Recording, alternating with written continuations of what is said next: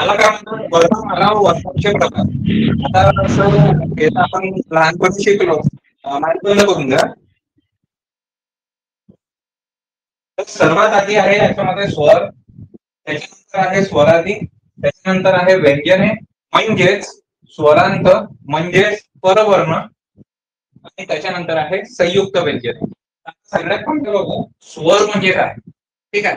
आता तुमच्या घरी कोणी असेल डिस्टर्बन्स करणार तर त्याला म्हणा की थोडं आता दूर राहा. ठीक. हा इम्पॉर्टंट पॉइंट आहे. का बरं? कारण की याच्यावर 1 मार्क फिक्स आहे. ठीक आहे. तुम्हाला तो 1 मार्क फिक्स राहील. याच्यामध्ये बघा ऱ्हस्व दीर्घ संयुक्त इंग्रजी हे किती प्रकार आहे? 4 प्रकार. मी तुम्हाला याच्या आधी पाठांतर करायला लावलं होतं. आता तुम्ही किती पाठांतर केलं मला आयडिया नाही याच्यावरचं, पण हे आपल्याला पाठांतर पाहिजे की कशामध्ये येते? इंग्रजीमध्ये. इंग्रजी पण कशामध्ये? स्वरमध्ये. बरोबर. त्याच्यानंतर स्वरादी किती आहे? तर 2 आहे. ठीक आहे. कोणते? अम आणि. ठीक आहे. हे लक्षात ठेवायच्या गोष्टी आहेत कारण की प्रश्न विचारले जातात. आता सगळ्यात पहिलं बघू स्वर म्हणजे काय. ओठांचा एकमेकांशी किंवा जिभेच्या मुखातील कोणत्याही भागाशी स्पर्श न होता तोंडा वाटे बाहेर पडतात त्यांना स्वर असे म्हणतात. म्हटलं ओठांचा एकमेकांशी म्हणजे जे ओठ आहे ते एकमेकांशी किंवा जिभेच्या मुखातील कोणत्याही भागाशी स्पर्श न होता. आता याच्यामध्ये हे स्वर आहे म्हणजे काय झालं? ओठाला चिपकली नाही पाहिजे. त्याच्यानंतर जीभ आपली तोंडामध्ये कुठेही चिपकली नाही पाहिजे. ओके. आता मला सांग अ इ उ रू लू आ इ उ ए ऐ ओ औ ऍ अ हे तुम्ही जेव्हा बोलाल तेव्हा ओठ एकमेकांशी चिपकले का किंवा जीभ अंदर कुठे चिपकली का? मनातल्या मनात बोलून बघा. माझी तर नाही चिपकली. ठीक आहे. तर त्याला सरळ सरळ काय म्हणतात? स्वर. स्वराची डेफिनेशन काय आहे? ओठाचा एकमेकाशी किंवा जिभेचा आपल्या मुखातील कोणत्याही पार्टला ती टच झाली नाही पाहिजे, तो म्हणजे स्वर. आणि त्याचे प्रकार आहे ह्रस्व, दीर्घ, संयुक्त, इंग्रजी. ठीक आहे. ह्रस्व म्हणजे काय? अ इ रू ऋ. अ इ कोणता ई? छोटा ई. अ इ रू उ लू हे जे शब्द आहे या स्वरांचा उच्चार आकुड होतो. आकुड म्हणजे काय? छोटा होतो. बरोबर. छोटा होता म्हणजे काय झालं? त्याला कोणत्या कॅटेगरीमध्ये म्हणजे आता आपण याला म्हणतोच ना छोटा ई. बरोबर आहे. छोटा ई म्हणतो, याला मोठा ई म्हणतो. तर मोठा म्हणजे दीर्घ आणि लहान म्हणजे ह्रस्व. त्याच्यातला हा ऊ बघा, छोटा ऊ आहे. तुम्हाला जर दिसत नसेल तर तुम्ही ते मोठं करू शकता. ठीक आहे. स्क्रीन जे आहे ते मोठी करू शकता. तर बघा इथे ऊ लिहिलेला आहे, हा लहान ऊ आहे. ठीक आहे. हे जे इकडचा जो पार्ट आहे तो ह्रस्व आहे. हे ह्रस्व म्हणजेच काय? लहान. त्याच्यानंतर आपण इकडे येऊ. इकडे आहे दीर्घ. दीर्घ म्हणजे मोठे. त्याच्यानंतर अ आ झाला, एक काना लागला तर तो आ झाला. त्याच्यानंतर ईला आकार आला तर ती मोठी ई झाली. उला उकार आला म्हणजे मोठा ऊ. आता बघा या ऊ आणि ऊ मध्ये काय फरक असते? ऊ हा जो लहान ऊ आहे त्याला आपण ऊ म्हणतो फक्त, आणि जो ऊ आहे त्याला लांब उडतो. ठीक आहे. ऊ असं म्हणतात त्याला, पण आपण बोली भाषेमध्ये असं सहजासहजी बोलत नाही. ठीक आहे. तर हे काय झालं? ह्रस्व. हे झालं दीर्घ. त्याच्यानंतर बघा स्वरांचा जो उच्चार आहे तो आखूड होतो, म्हणजेच उच्चार करावयास कमी कालावधी लागतो. आता साहजिकची गोष्ट, आपण छोटा ऊ म्हटला तर ऊ लवकर खतम होतो, आणि मोठा ऊ म्हणायला गेला तर लांब, त्याच्यामध्ये थोडं लांब लचक राहते, तो मोठा ऊ म्हणतात त्याला. ठीक आहे. तर याच्यामध्ये बघा म्हणून यांना ह्रस्व स्वर म्हणतात. रू हा स्वर व्यंजनात मिसळल्यास त्या व्यंजनात दर्शविल्याप्रमाणे बदल होतो. अ मध्ये रू लावला तर क्रू होतो, कृपाचा क्रू. अ मध्ये रू लावला म्हणजे हा जो रू लावला तर काय होईल? कृपा. नाही का आपण म्हणतो ना कृपा. तर क मध्ये रू लावला तर तो लहान झाला. ठीक आहे. म्हणून रू य रू हे वर्ण भविष्यात नष्ट होण्याची शक्यता आहे. म्हणजे हे दोन जे आहे की एक इकडे आहे, तो नष्ट होण्याची शक्यता म्हणजे काय, ते समाप्त होतील काही दिवसांनी, कारण की आपण डायरेक्ट त्याला बोलल्या जातात. आता बघा दीर्घ स्वर. दीर्घ म्हणजे याचा उच्चार, आता याचा उच्चार लहान होतो म्हणजे कमी होतो, कमी वेळेसाठी होतो. तर याचा त्याच्या अपोजिट हे आहे, याचा उच्चार करण्यासाठी आपल्याला लांब स्वर घ्यावे लागते. आ, इ, उ या स्वरांचा उच्चार करण्यासाठी जास्त कालावधी लागतो, म्हणजेच लांबट उच्चार होतो, म्हणून त्यांना दीर्घ स्वर म्हणतात. त्याला अपोजिट हे म्हणजे कमी उच्चारवाले आणि हे म्हणजे जास्त उच्चारवाले. त्याच्यानंतर संयुक्त स्वर बघू. ए, ऐ, ओ, औ हे स्वर इतर दोन स्वरांचे मिळून बनलेल्याने त्यांना संयुक्त स्वर. आता बघा हे जे आहे ए, ऐ, ओ, औ हे जे आहे कोणासोबत मिक्स होतात, कोणत्या तरी शब्दासोबत मिक्स होतात. ठीक आहे, म्हणून त्याच्यामध्ये काय होते, थोडे लांब ओळखले जातात ते. म्हणजे ए हा अगर ए लिहिला असा कशामध्ये येते, अ प्लस ई. ठीक आहे, तुम्ही म्हणून बघाल तर ए कसा येते, अ प्लस ई किंवा मोठी ई. ओके, तो शब्द बनलेला आहे कोणत्या दोन शब्दांनी मिळून बनलेला आ आणि आ. ठीक आहे, हे अक्षर म्हणता येईल याला, आपण अक्षर म्हणू, शब्द नाही म्हणू. शब्द म्हणजे पूर्ण वर्ड होतो. ठीक आहे, तर याच्यामध्ये काय आहे, एक कसा बनलेला आहे, अ प्लस ई किंवा मोठी. जर बघू आपण आहे, आणि जर बघितला तर हा मोठा आ प्लस ई प्लस मोठा ए. आता बघा याच्यामध्ये नाही, याच्यामध्ये काय फरक आहे, हा ए अ प्लस ई किंवा मोठा ए, आणि अ म्हणजे काय झाला, इथे काय झाला, आ आला. कुठे आहे, आता बघा इथे स्व किंवा दीर्घ, स्व आहे आणि हा दीर्घ आहे, याच्यासोबत जेव्हा ई किंवा मोठा ई मिळतो तेव्हा ते काय होतं, संयुक्त. संयुक्त म्हणजे काय झालं, दोन गोष्टी मिळून बनलेले अक्षर. तर मी हे एक्झाम्पल मी करतो सध्या.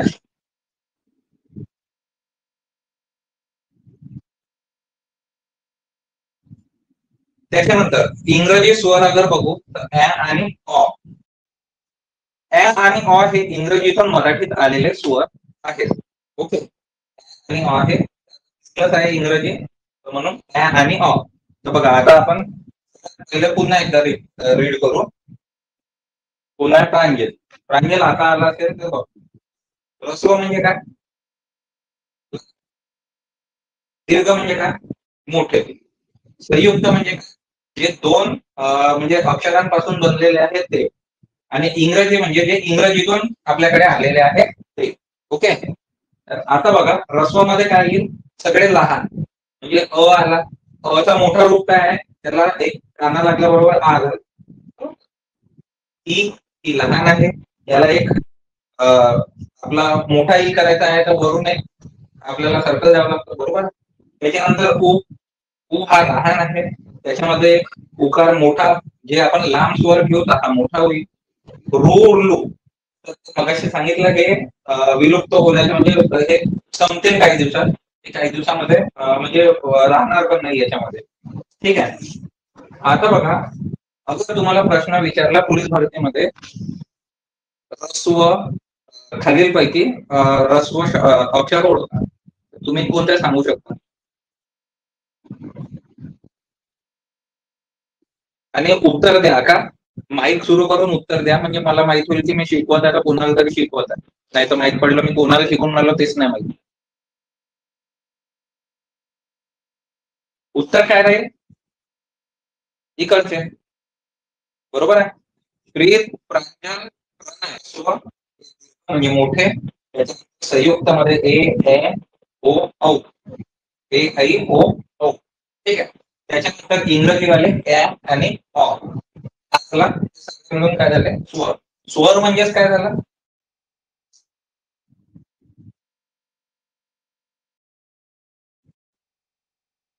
स्वर म्हणजे ओठ किंवा जीभ, तोंडातल्या कोणत्याही भागाला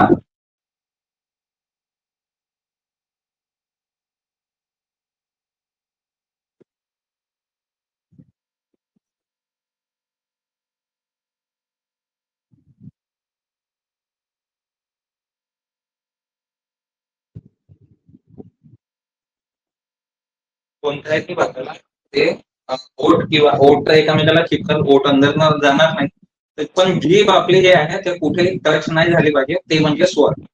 आता तुम्ही कोणतेही वर्ड याच्यातून कोणतेही वर्ड बोलून बघा, ओठ आणि जीभ अगर टच होत असेल तर तो स्वर नाही. हेच तुम्ही एखादी इकडून घेऊन बघा, क क ख ग ग ग, ठीक आहे. हे काय आहे? हे व्यंजन आहे, हे वेगळी गोष्ट आहे. त्याच्यामध्ये तुम्ही य र, र मध्ये चिपकते, ल व याच्यामध्ये पण चिपकते, तिकडे क्ष ज्ञ ज्ञ मध्ये चिपकते, बरोबर आहे. तर म्हणून हा पार्ट थोडासा वेगळा केला. स्वरादी, स्वरादी म्हणजे काय आहे? दोनच स्वरादी आहे. स्वरादी किती आहे? दोन. कोणते? अम आणि आ. हे बघा, हे आपल्याला पाठांतर करायचं आहे, कारण की नाही का तुम्हाला जर विचारलं ऑप्शन मध्ये हे अम आ वगैरे राहील, आणि विचारलं जाईल की स्वरादी कोणता आहे याच्यापैकी, ठीक आहे. तर तुम्हाला अम किंवा पाहिजे. याच्यातले स्वर ओळखता आले पाहिजे की हे स्वर आहे, किंवा स्वराची डेफिनेशन लिहिलेली राहील. तुम्हाला विचारलं जाईल की स्वराची डेफिनेशन काय म्हणजे, किंवा खालीलपैकी स्वर म्हणजे काय, ठीक आहे. त्याच्यामध्ये पाहू आपण स्वरादी. अं किंवा आहा, अनुस्वार व विसर्ग या दोन वर्णांचा उच्चार करण्यापूर्वी एखाद्या स्वराचा उच्चार करावाच लागतो. म्हणून म्हणून ज्याच्या आधी स्वर आहे त्याला स्वरादी म्हणतात. याचा अगर अगर आपण पकडला तर गंगा होते, गंगा होते. हे कोणाच्या आधी लागतात? कोणाच्या आधी लागतात? हे जसं ग आहे म्हणजे व्यंजनांच्या आधी किंवा कोणत्या तरी वर्डच्या आधी आपल्याला हे लावावं लागतं, बरोबर. स्वतः म्हणाल तुम्ही, स्वतः येतात. हे बघा, स्वतः कसं लिहितो आपण,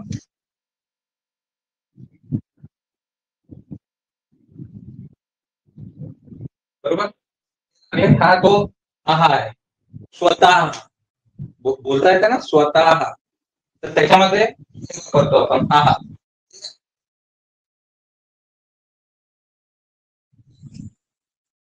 त्याच्यानंतर आपण समोर काढू व्यंजन आहे.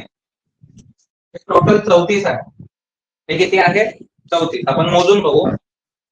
इकडे 1 2 3 4 5 7 नाही, हा वर्ग आहे वाटते, बरोबर.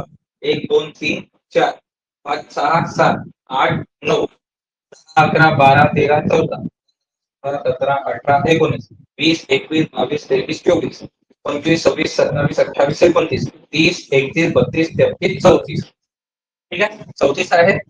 व्यंजन किती आहे? 34. स्वरादी किती आहे? 2. त्याच्यानंतर स्वर किती आहे? स्वर मोजले का तुम्ही? 1 2 3 4 5 6 7 8 9 10 11 12 13 14. स्वर 14. आपल्याला हेही पाठ करायचे. स्वर किती आहे?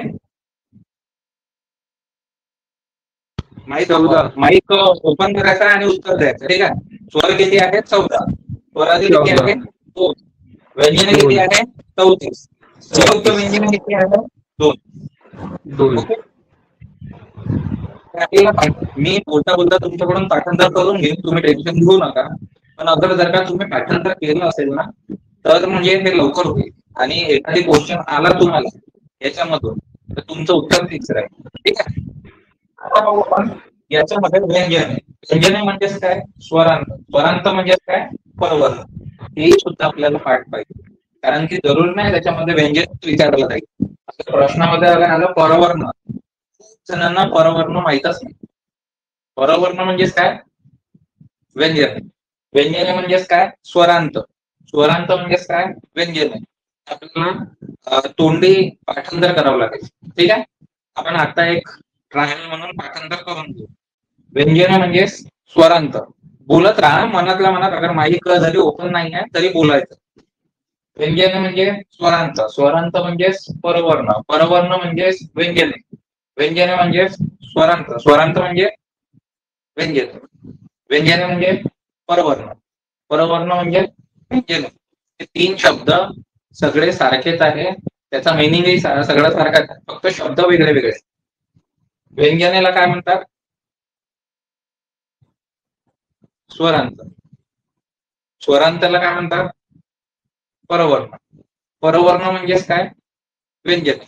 व्यंजनेला काय म्हणतात आले हे दोन स्वरादी अ आ इ ई मोजून पाहू आपण पुन्हा. इथे थोडासा मिस्टेक झालेली आहे पुस्तकांमध्ये. पाहू आपण काय आहे एक्झॅक्ट काय म्हटलं प्रत्येक व्यंजनात. म्हणजे अ आ इ ई उ ऊ ए ऐ ओ औ 10 झाले. याच्यामध्ये मला वाटते हे आ जे आहे हे मिळून 12 कडी आहे. इथे 14 कडी याला पकडून म्हटलेलं असेल. ठीक आहे. पुस्तकात त्याच्यामध्ये बघू आपण आता समोर.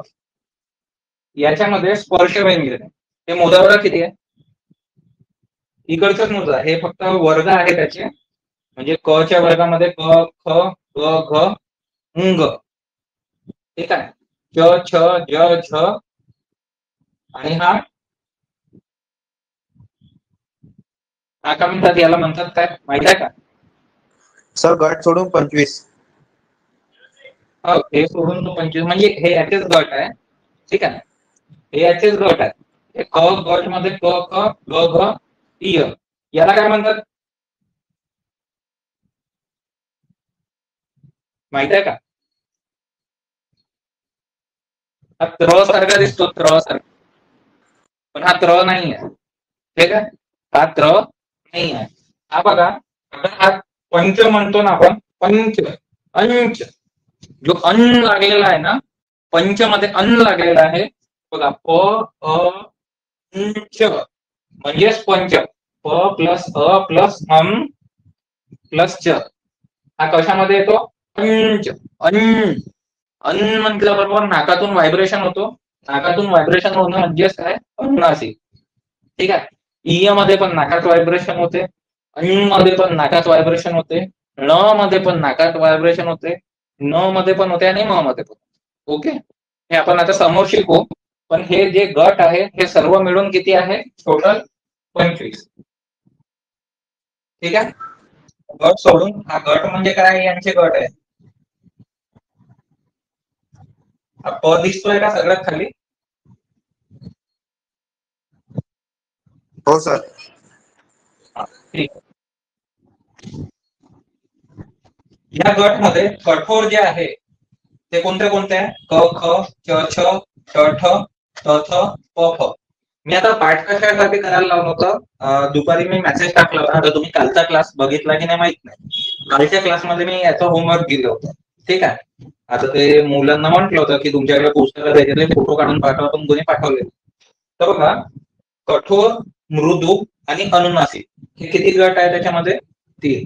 हे तर ठीक आहे गट त्यांचे आहे. पण याच्यामध्ये किती आहे कठोर मृदू आणि अनुनासिक. कठोर म्हणजे काय समजेल तुम्हाला? कठोर म्हणजे काय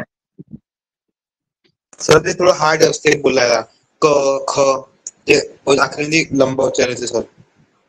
बरोबर. त्याच्या नावावरूनच ते समजून राहिलं. कठोर म्हणजे बोलायला थोडेसे स्ट्रॉंग आहे ते. क क म्हटल्याबरोबर एकदम स्ट्रॉंगली बोलल्या जात आहे क. आणि तेच आपण ग म्हटलं तर ग म्हणू का एकदम ग नाही. ग म्हणजे थोडं सॉफ्ट मध्ये घेतलं. क ख स्ट्रॉंगली बोलतात आणि ग घ थोडं नॉर्मल. म्हणजे मृदू म्हणजे काय थोडं सॉफ्ट. मृदू म्हणजेच काय नरम. नरम म्हणजेच काय थोडं सॉफ्ट. तर आपण याला एकदम ग घ असं नाही म्हणत. ठीक आहे. ग ख जसं म्हणतो तसंच ग घ नाही म्हणत. क ख ग घ है ना असं होते. क ख म्हणायच्या वेळी ते स्ट्रॉंगली बोलले जाते म्हणून त्याला काय म्हणतात कठोर. बघा कठोर कोणते आहे सगळे जे पहिले 2 आहे. आता बघा क ख ग घ अंग. शेवटीचा काय अंग. अनुनासिक म्हणजे काय नाकाद्वारे नाकाद्वारे आपल्याला तो म्हणजे व्हायब्रेशन होते त्याच्यामध्ये. ते सरळ सरळ असं समजा की वर्णाचा उच्चार जिभेच्या तोंडातील इतर भागांना स्पर्श होण्याव्यतिरिक्त नाकातूनही होतो. अंग म्हटलं अंग तर ही जे जीभ आहे ना ती मागचा जो भाग आहे जिभेच्या मागचा जो भाग आहे तो वर चिपकतो आणि नाकातही व्हायब्रेशन होते. ठीक आहे. त्यांना सगळ्यांना काय म्हणतात अनुनासिक. अनुनासिके अनुस्वाराच्या ऐवजी वापरण्यात येतात. ठीक आहे. अनुस्वार म्हणजे काय ते पॉइंट. हे अनुस्वार लागतो ना आपल्याला जसं गंगा म्हटलं. ठीक आहे. गंगा तर याच्यामध्ये हे आलं अंग. अंग आलं. ठीक आहे. तर तो आपण अनुस्वाराऐवजी हे अनुनासिक वापरू शकतो. ठीक आहे. त्याच्यानंतर पाहू आपण समोर अनुस्वाराच्या पुढील अक्षर व्यंजन गटातील नसेल. अनुस्वाराच्या पुढील अक्षर व्यंजन गटातील नसेल तर त्याऐवजी अनुनासिक वापरता येत नाही. ओके, आता हे थोडस डोक्यावरून जाईल तुमच्या, पण त्याला काही अर्थ नाही आहे सध्या. ठीक आहे, याच्याकडे लक्ष देऊ नका, फक्त हा चार्ट आपल्याला पाठ करणे गरजेचं आहे. त्याच्यामध्ये बघा समोर आता काय उरलेलं आहे, संयुक्त व्यंजन. ठीक आहे, काय उरलेलं आहे, संयुक्त व्यंजन. नाही, हे अर्धस्वर पण बाकी आहे, बरोबर. अंतस्थ, अर्धस्वर म्हणजेच काय झालं, अंतस्थ. बोला, अर्धस्वर म्हणजे काय झालं, अंतस्थ. य र ल व, य र ल व यांचे उच्चारस्थाने अनुक्रमे ई, रू, लू, उ या स्वरांच्या उच्चार स्थानावरच असल्याने या व्यंजनांचा वरील स्वरांशी निकटचा संबंध आहे, म्हणून याला काय म्हणतात, अर्धस्वर. य, र म्हणजे हा बघा, हा रू सारखा येतो थोडासा, बरोबर. र म्हणून तर त्याच्यामध्ये रूचा उच्चार आल्यासारखा येतो. त्याच्यानंतर ल, ल पण लू सारखा येतो, लू मध्ये ल येतो, म्हणून ते काय आहे, एकमेकांचे थोडेसे जवळीक आहे, म्हणून त्याला स्वर नाही म्हटलंय, म्हटलं आहे अर्धस्वर. अगर तुम्ही रू म्हणाल तर र ला उकार लावा लागेल आणि स लावा लागेल, रू, बरोबर. र आला त्यामध्ये तर र कसा झाला, हा फक्त सिंगल वर्ड झाला, म्हणून त्याला हे पूर्ण स्वर आहे, त्याच्या ऐवजी हे काय आहे, अर्धस्वर आहे. ठीक आहे. त्याच्यानंतर उष्मे, उष्मे म्हणजे काय म्हटलं आहे, घर्षक. तर तुम्ही श, श, स हे बोलून बघा मनातल्या मनात किंवा तोंडावर बोलून बघा. श, श, स कुठे तोंडातला कोणत्या भागावर म्हणजे असं घर्षण सारखं वाटतं बघा. वरील वर्णांचा उच्चार करताना घर्षणामुळे उष्णता निर्माण होते, म्हणून याला उष्मे किंवा घर्षक म्हणतात. स, स, स हे जेव्हा तुम्ही बोलाल तर इथे कुठेतरी असं म्हणजे प्रेशर द्यावं लागतो. श, बोला, श, स, स है ना. तर तो जो प्रेशर जिथे लागून राहिला, बाकी याच्यामध्ये लागत आहे का, यर लव म्हणावं, यर लव, तो प्रेशर नाही म्हणत आहे बघा. श, स, श, म्हणजे जिथे तो हे करत आहे ना, जे जीव आपले तिथे टच होत आहे, तिथे जास्त ऊर्जा लावा लागत आहे, म्हणून तिथे काय म्हटलंय त्यांनी, जास्त उष्णता, उष्णता कशी निर्माण होत नाहीये. ठीक आहे, ते आता लँग्वेज आहे, ते पुस्तकी भाषा आहे, त्याच्यामुळे काय म्हटलं आहे त्याला उष्मे किंवा घर्षक. तर आपण घर्षक लक्षात ठेवू. घर्षक म्हणजेच काय, उष्मे. घर्षक म्हणजे काय, ते घर्षण होऊन राहिलं ना, श म्हटल्याबरोबर असं होत आहे ना, तर ते त्याला घर्षक म्हटलेलं आहे. त्याच्यानंतर महाप्राण. महाप्राण म्हणजे काय, हा जो हवा आहे, ह म्हणाच्या वेळी आपल्याला पोटातून म्हणजे ते हवा बाहेर काढावं लागत आहे. ठीक आहे, तर त्याला काय म्हणतात, महाप्राण. ह वर्णाचा उच्चार करताना फुफ्फुसातील, फुफ्फुस म्हणजे काय, आपले हे जे लंग्स आहेत ते, पण आपण जेव्हा ह म्हणू तर बघा पोट हलते की नाही, पोटावर हात ठेवा, ह करून बघा, करून बघाल तेव्हाच तुम्हाला समजेल. सर म्हटल्यावर पोटावर इथे हालचाल झाली, तर ती हालचाल म्हणजे ऍक्च्युली फुफ्फुसातून आहे, फुफ्फुसातून हवा आपली पास होऊन राहिली आणि ते एकदम बाहेर निघत आहे. तर ह म्हणायच्या वेळी थोडा जोर लागतो. ठीक आहे, ह वर्णाचा उच्चार करताना फुफ्फुसातील हवा तोंड वाटेत जोराने बाहेर फेकली जाते, म्हणून या वर्णाला महाप्राण असं म्हणतात. ह मोठ्या प्रमाणे वायू बाहेर काढतो, म्हणून त्यांना महाप्राण म्हणतात. ठीक आहे, मराठीतील जो वर्ण इंग्रजीत लिहिताना एच वापरावे लागते, त्या सर्व वर्णांना महाप्राण म्हणतात. म्हणजेच बघा,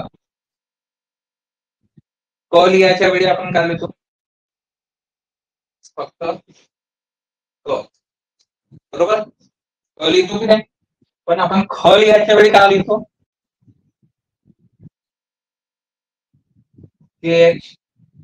बरोबर. ख लिहायच्या वेळी GH. तर हा जो यश जिथे जिथे येईल तिथे तिथे ते महाप्राण तो बनत जाईल. ठीक आहे,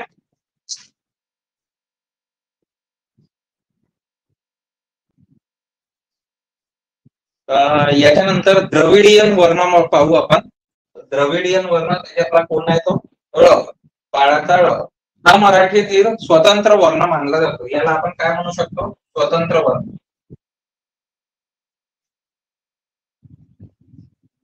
आणि हा प्रश्न विचारला आहे, ठीक आहे. स्वतंत्र वर्ण कोणता आहे? कोणता आहे? ळ. कोणता आहे? बाळाचा ळ म्हणतो आपण त्याला, ठीक आहे. आणि त्याच्यानंतर श आणि ज्ञ उरला, तो काय आहे? संयुक्त व्यंजन. संयुक्त व्यंजन. ओके. आता आपण पुस्तक बंद करू आणि आता आपण पाठांतर करणं सुरू करू.